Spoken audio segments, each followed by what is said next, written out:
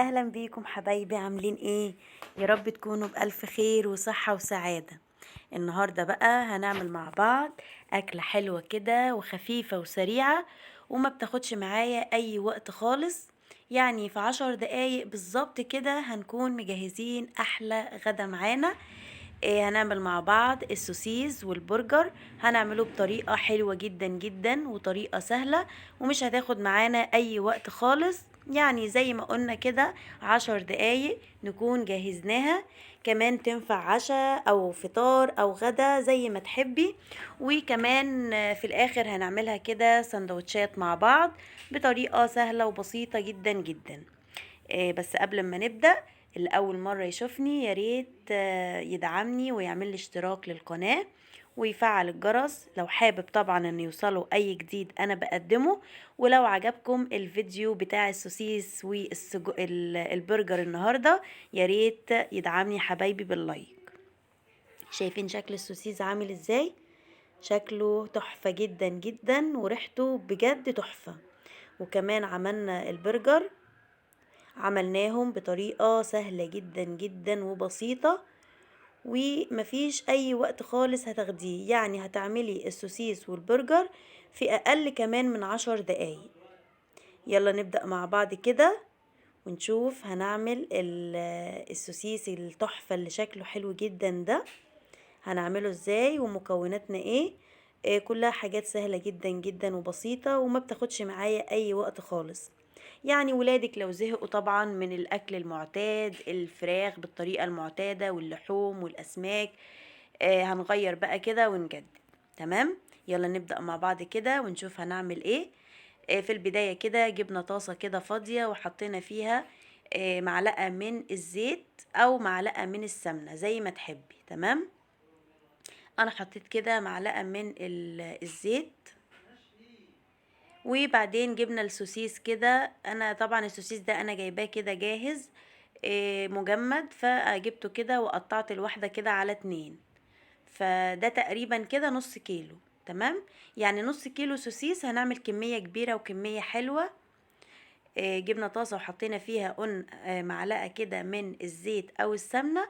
والسوسيس عايزة تقطعي الواحدة على 2 على 3 زي ما تحبي براحتك. عايزة تسيبيها زي ما هي برضو مفيش اي مشكلة. يعني على حسب ذوقك بقى. انا جبت كده الواحدة وقطعتها على 2. تمام كده.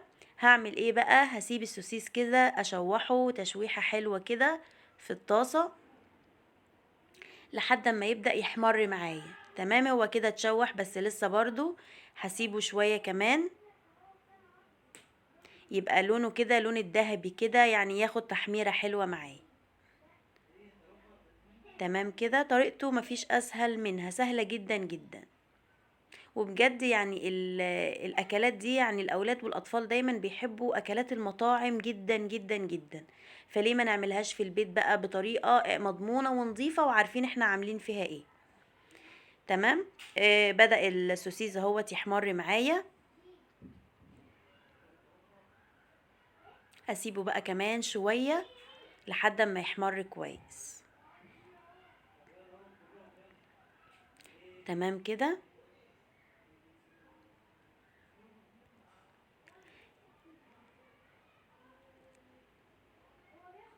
وبعدين جبنا كده حوالي 3 بصلات كبار وقطعناهم جوليان وحطيناهم على السوسيس. تمام كده. يبقى جبت حوالي 3 بصلات كبار كده وقطعتهم جوليان كده او حلقات وحطيتهم على على السوسيس. طريقة بسيطة وسهلة وريحتها بتبقى قلب الدنيا، يعني ريحتها حلوة جدا جدا. يبقى في البداية جبنا طاسة فاضية، حطينا معلقة من الزيت او السمنة البلدي او السمنة العادية زي ما تحبي. وبعدين نزلنا بالسوسيس، قطعنا الواحدة على 2 وشوحناه لحد ما احمر، ونزلنا بثلاث بصلات كبار متقطعين جوليان. وبعد ما البصل بدأ يصفر معايا او دبل يعني معايا، جبت فلفل اخضر على احمر، فلفل الوان يعني او فلفل اخضر بس المتوفر عندك اي نوع من الفلفل عامة. جبت حوالي 4 كبار. تمام. 4 حبايات فلفل كبار او 5 متوسطين. وقطعتهم برضو جوليان زي البصل بالظبط. تمام كده. انا بحط الفلفل بعد البصل لان البصل بياخد وقت شوية عن الفلفل، مش بياخد معايا اي وقت خالص. شايفين بقى الالوان، البصل على الفلفل الاخضر والاحمر مع السوسيس، مدي شكل روعة جدا جدا. هسيب بقى الفلفل الاخضر والبصل والسوسيس يتشوحوا كده مع بعض تشويحة حلوة كده لحد ما ريحة الفلفل الاخضر والبصل تبدأ تبان كده وتاخد من ريحة الايه، من ريحة السوسيس. تمام. بدأ اهوت الفلفل الاخضر والبصل والسوسيس، ريحتهم بدأت تطلع، ومش عايزة اقول لكم على الريحة تجنن، جميلة جدا. جبت بقى طماطمتين كده وقطعتهم صغير كده زي ما بنقطع السلطة كده او اصغر شوية. وطبعا انا الطماطم دي يعني طماطمتين بحطهم اخر حاجة. تمام. طماطم مش بتاخد برضو معايا اي وقت خالص. هسيب بقى الطماطمتين دولت مع السوسيس والبصل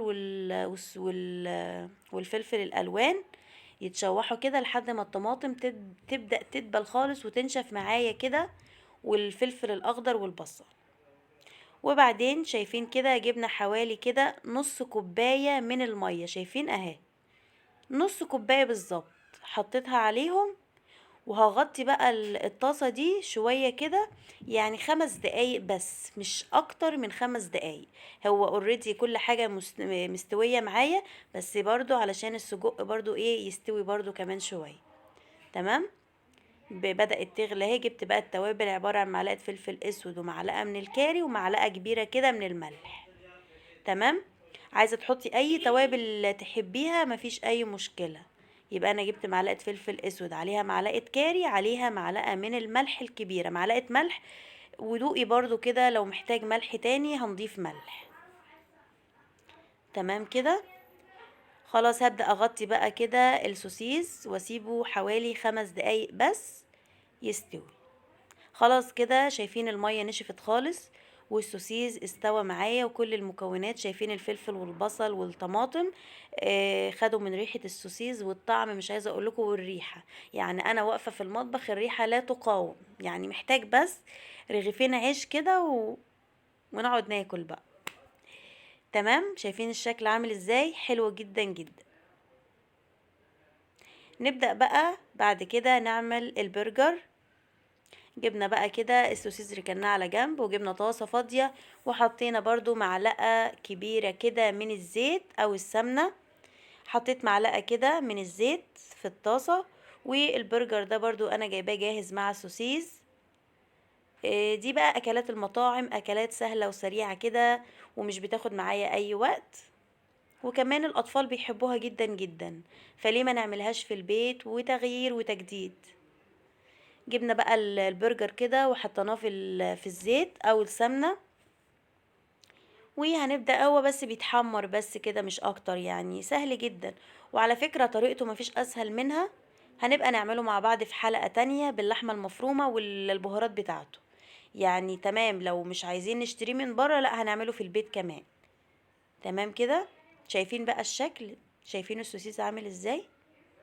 شكله يفتح النفس، يعني حاجة كده تحفة جدا. ومش عايزة اقولكوا على الريحة بقى، يعني ريحته لا تقاوم، حاجة كده روعة. وكمان البرجر عملناه بطريقة يعني حاجة كده في منتهى السهولة. شايفين الاكل حلو ازاي؟ يعني يفتح النفس، ريحته جميلة جدا جدا جدا. حابين بقى ناكله بعيش كده مفيش مشكلة. نجيب برضو عيش فينو وعيش كايزر ونعملهم سندوتشات برضو مفيش مشكلة. برضو يمشي الأكلة دي، تمشي قوي مع المكرونة، مكرونة بالصلصة. لو المكرونة بالصلصة حطينا عليها برضو السوسيس ده وقلبناه كده، يعني مش عايزة اقول لكم بقى على الجمال. هنعمل برضو مع بعض، يعني الأكل ليه أشكال كتير وليه أذواق كتيرة جدا. ممكن ناخد السوسيس ده نقطعه بدل الواحدة كده 2 على 3 أو 4، ونقلب بقى السوسيس مع المكرونة، مكرونة سباكيتي بقى أو مكرونة من اللي هي الصغيرة زي ما تحبي. تمام كده. انا حابة ان انا اعمل للولاد سندوتشات بالسوسيس والبرجر ده. جبنا عيش كده فينو وفتحناه كده وحطيت السوسيس فيه، ومعانا كاتشب برضو كده، وجبنا عيش كايزر للبرجر يعني كتغيير كده، والولاد طبعا اكلات المطاعم طبعا بيحبوها جدا، فاي حاجة في البيت بتبقى حلوة جدا جدا. شايفين شكل السندوتشات عاملة ازاي؟ حلوة جدا جدا جدا. اتمنى يا رب يكون الفيديو عجبكم.